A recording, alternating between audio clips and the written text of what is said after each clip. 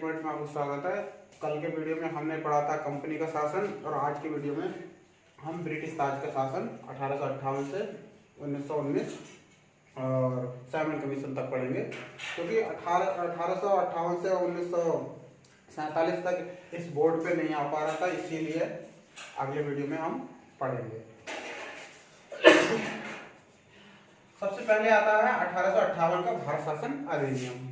इसके तहत जो 1857 की क्रांति थी उसके बाद में इसका गठन किया गया था और ये भारत में अच्छा शासन बनाने वाला अधिनियम था, जिसके अंतर्गत ईस्ट इंडिया कंपनी का समापन कर दिया जाता है और गवर्नरों की क्षेत्रीय और राजस्व जो शक्तियां थी वो सीधे ब्रिटिश राजशाही के अधीन कर दी जाती हैं। इसमें विशेषताएं क्या है कि गवर्नर जनरल का पद समाप्त करके उसको वायसराय बना दिया जाता है, वायसराय का पद बना दिया जाता है, जो महारानी विक्टोरिया यानी ताज के अधीन कार्य करता है, यानी उसका प्रतिनिधित्व करता है। और जो इसके तहत बनने वाले जो वायसराय थे, प्रथम वायसराय लॉर्ड कैनिंग थे। इस द्वारा भारत में द्वैध शासन व्यवस्था का समापन कर दिया जाता है, जिसके तहत बोर्ड ऑफ डायरेक्टर और बोर्ड ऑफ कंट्रोल आते थे। इसमें नया पद प्रयुक्त किया जाता है भारत में राज्य सचिव, भारत में राज्य सचिव, जिसमें भारतीय प्रशासन की संपूर्ण शक्ति निहित थी। इसमें यह सलाहकारी 15 सदस्यीय सलाहकारी समिति के अनुसार कार्य करता है, जिसका अध्यक्ष ये खुद होता है, यानी राज्य सचिव जिसका 15 सदस्यीय जो कार्यकारी परिषद थी उसका सदस्य होता है, सलाहकारी समिति थी। इसके बाद में आता है 1861 का भारत परिषद अधिनियम। इसके द्वारा कानून बनाने की प्रक्रिया में जो भारतीय प्रतिनिधियों को शामिल किया गया और 1862 में कैनिंग द्वारा 3 भारतीयों, बनारस के राजा और पटियाला के महाराजा और सर दिनकर राव को वायसराय की परिषद में गैर सरकारी सदस्य के रूप में मनोनीत किया जाता है। अब मद्रास और बंबई की प्रेसिडेंसी को विधायी शक्तियां पुनः देकर विकेंद्रीयकरण की प्रक्रिया को प्रारंभ किया जाता है। यानी कहा जा सकता है कि जो 1773 की केंद्रीकरण की प्रक्रिया थी उसको उलट दिया जाता है और 1833 के एक्ट के साथ में ये चरम पर पहुंच जाता है। वायसराय को परिषद के कार्य संचालन के लिए अधिक नियम और आदेश बनाने की शक्ति इसमें मिल जाती है। 1862 में कैनिंग द्वारा प्रारंभ पोर्टफोलियो प्रणाली को मान्यता मिलती है, जिसके तहत परिषद का एक सदस्य एक या अधिक विभाग का सदस्य बन सकता था, जिसको विभाग के काउंसिल की संस्तुति के अंतिम आदेश पारित करने का अधिकार था। यानी कि जो सदस्य था, एक या अधिक विभाग का सदस्य था, उसको विभाग के काउंसिल की संस्तुति से अंतिम आदेश पारित करने का अधिकार था। अब आता है इसके साथ में ही जो वायसराय था वो आपातकालीन स्थिति में काउंसिल की बिना संस्तुति के अध्यादेश जारी करने के लिए अधिकृत था और ये अध्यादेश 6 महीने के लिए जारी किया गया के लिए अधिकृत था। इसको ये भी कहा जा सकता है कि भारत का गवर्नर जनरल द्वारा प्रथम बार 6 महीने के लिए अध्यादेश जारी किया गया था। नेक्स्ट आता है 1892 का अधिनियम। इसमें केंद्रीय और प्रांतीय परिषद में गैर सरकारी यानी भारतीय सदस्यों की वृद्धि की जाती है और बजट पर बहस और वायसराय की कार्यपालिका के प्रश्नों का उत्तर देना का प्रावधान किया जाता है। अब आता है 1909 ईस्वी का अधिनियम, यानी मार्ले मिंटो सुधार भी बोला जाता है। जो मार्ले होता है वो भारत में राज्य सचिव होता है,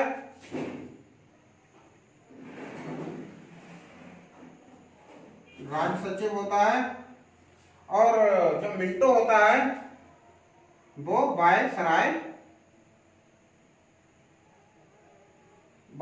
होता है। इसीलिए इसको मार्ले मिंटो सुधार के नाम से भी जाना जाता है। इसमें क्या है, केंद्रीय परिषद के सदस्य 16 से 60 कर दिए जाते हैं यानी केंद्रीय परिषद जो केंद्र में परिषद होती है उसके सदस्यों की संख्या 16 से 60 कर दी जाती है, और प्रांतों में इसकी संख्या असमान रहती है, यानी वृद्धि दोनों में की जाती है, लेकिन केंद्र में तो ये 16 से 60 हो जाती है, लेकिन प्रांतों में असमान रहती है। केंद्रीय परिषद में सरकारी सदस्यों का बहुमत रहता है, लेकिन प्रांतों में गैर सरकारी सदस्यों को बहुमत की अनुमति दे दी जाती है। पहली बार भारतीय को कार्य परिषद के साथ एसोसिएशन बनाने की अनुमति दी जाती, जिसके साथ में ही सत्येंद्र प्रसाद सिन्हा प्रथम सदस्य बनते हैं, यानी विधि सदस्य बनाया जाता है। इसके साथ ही पृथक निर्वाचन के आधार पर मुस्लिमों के लिए सांप्रदायिक प्रतिनिधित्व का प्रावधान किया जाता है, जिसके साथ ही मिंटो को सांप्रदायिक निर्वाचन का जनक कहा जाता है। इसके बाद में आता है 1919 का अधिनियम, मॉन्टेग चॉम्स्फोर्ड सुधार। इसका जो गठन होता है वो 20 अगस्त 1917 को किया जाता है, और ये अपना कार्य प्रारंभ 1921 में करता है। इसके तहत ही जो मॉन्टेग चॉम्स्फोर्ड थे, मॉन्टेग थे जो राज्य सचिव और चॉम्स्फोर्ड थे वो वायसराय। इसमें केंद्रीय और प्रांतीय सूची को पृथक कर दिया जाता है।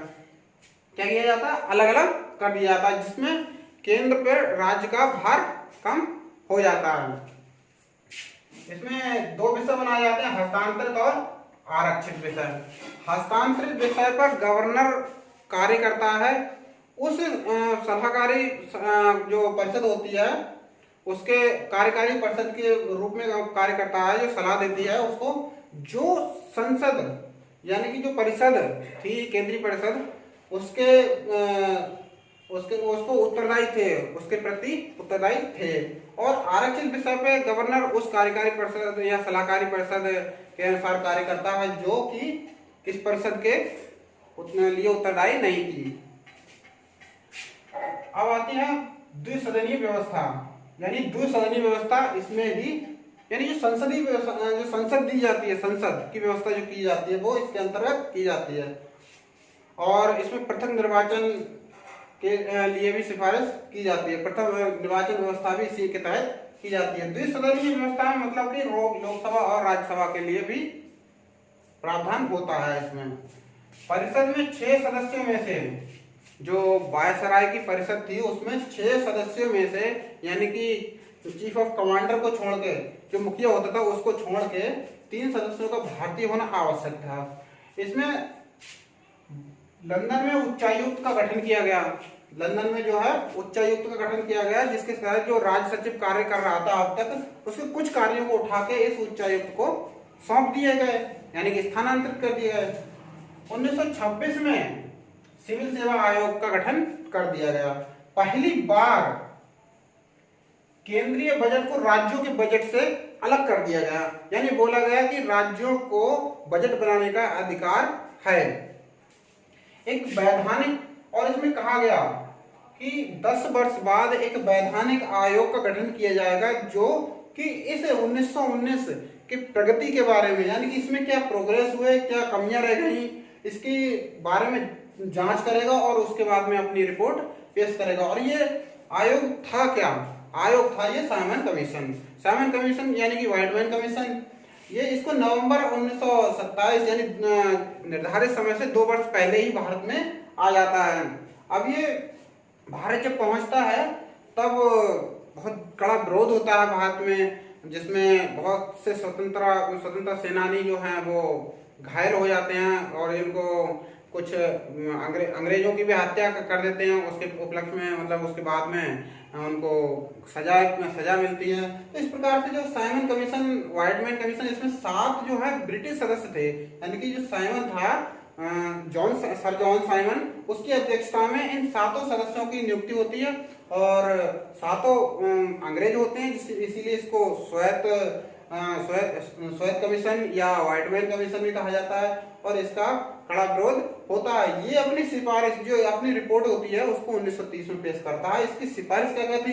इसने सिफारिश की कि द्वैध शासन प्रणाली और राज्यों में सरकार, सांप्रदायिक निर्वाचन पद्धति और ब्रिटिश भारत में संघ की स्थापना इस पर विचार के लिए ब्रिटिश सरकार ने इसकी जो सिफारिश होती है वो तो ये दे देता है, यानी कि द्वैध शासन प्रणाली और राज्यों में सरकार होनी चाहिए, सांप्रदायिक निर्वाचन पद्धति होनी चाहिए और ब्रिटिश भारत में संघ की स्थापना होनी चाहिए। इस पर विचार करने के लिए ब्रिटिश सरकार, देशी रियासत और ब्रिटिश भारत के साथ में 3 गोल में सम्मेलन किए जाते हैं, जिसके साथ में एक श्वेत पत्र तैयार किया जाता है। इस श्वेत पत्र को ब्रिटिश संसद की प्रवर समिति के समक्ष रखा जाता है और ये प्रवर समिति उसकी कुछ संशोधन करके इसको स्वीकार कर लेती है।